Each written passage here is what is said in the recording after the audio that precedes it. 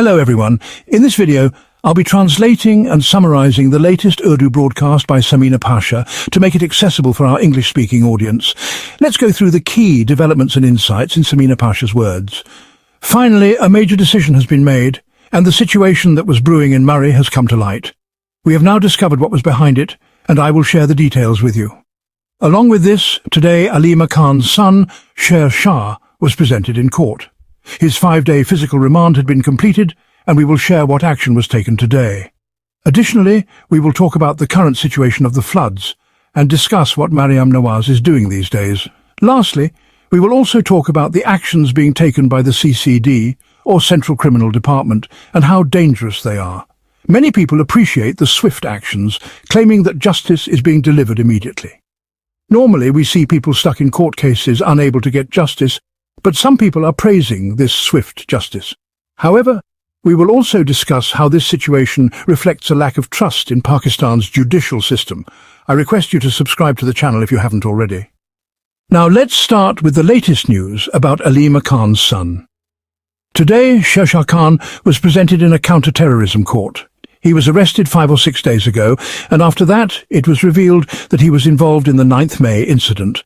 He was arrested for investigation, and this arrest came after 2.5 years. His physical remand, granted by the judge, was completed today, and after that, he was presented in court again.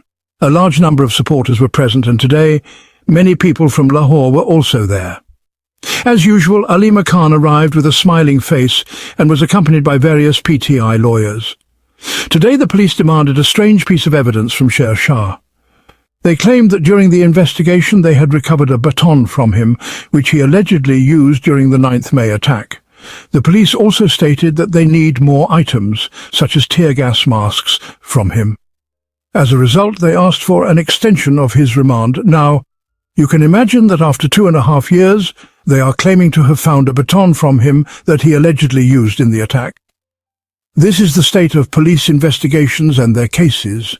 People were laughing about how the prosecution and judicial system have become a joke at this point. If this is how arrests and investigations are carried out, who will support your 9th May narrative? The judge today did not grant further physical remand, but instead gave him judicial remand. This means Shah's bail can be applied for, and I believe he will be granted bail. I think both of Aleema Khan's sons will ultimately be released.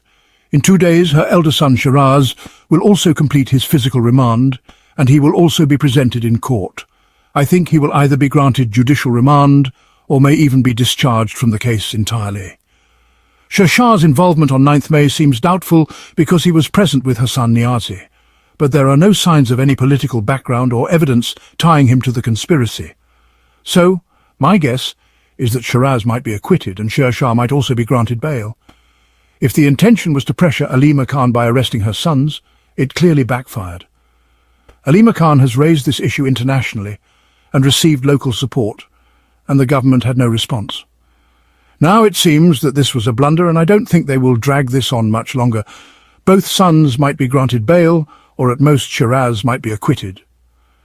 At this moment, Aleema Khan spoke about the situation and firmly stated that they would continue their fight.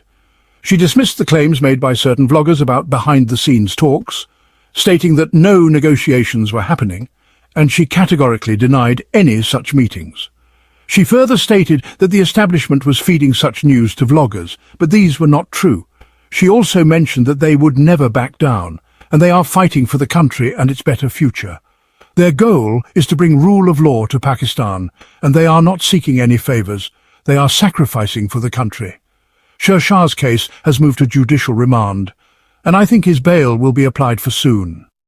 As for the situation in the justice system, there are concerns about the actions of the CCD and how they have taken the law into their own hands.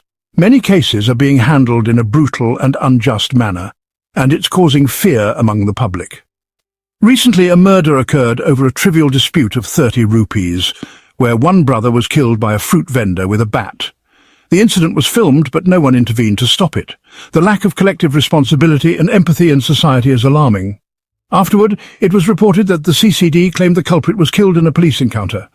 This has become a regular story where suspects are killed in police encounters and there are no witnesses to testify. While some may feel satisfied that swift justice was served, this poses a dangerous trend as it undermines the entire judicial system. The government is effectively acknowledging that the justice system is unable to deliver justice. This creates a dangerous precedent where the police, acting as judge and executioner, are handling matters outside the law. There are even reports of blackmailing, where people are threatened with encounters unless they pay a bribe. This situation is creating a police state in Punjab where no one is questioning the misuse of authority. People are also witnessing how police are entering people's homes, torturing them and violating their rights, all without accountability. These actions, though unlawful, continue unabated.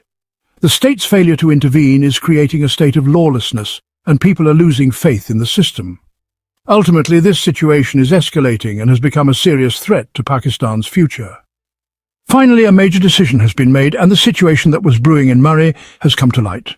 We have now discovered what was behind it, and I will share the details with you. Along with this, today Aleema Khan's son, Shah, was presented in court. His 5-day physical remand had been completed, and we will share what action was taken today. Additionally, we will talk about the current situation of the floods and discuss what Nawaz is doing these days. Lastly, we will also talk about the actions being taken by the CCD, the Central Criminal Department, and how dangerous they are. Many people appreciate the swift actions, claiming that justice is being delivered immediately. Normally we see people stuck in court cases, unable to get justice, but some people are praising this swift justice.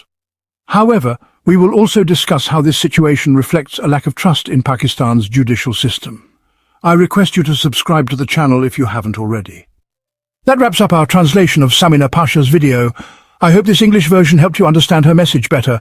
Please like, share and subscribe to Awami Lens to help our community grow. Don't forget to leave a comment below and let me know what you thought of this effort.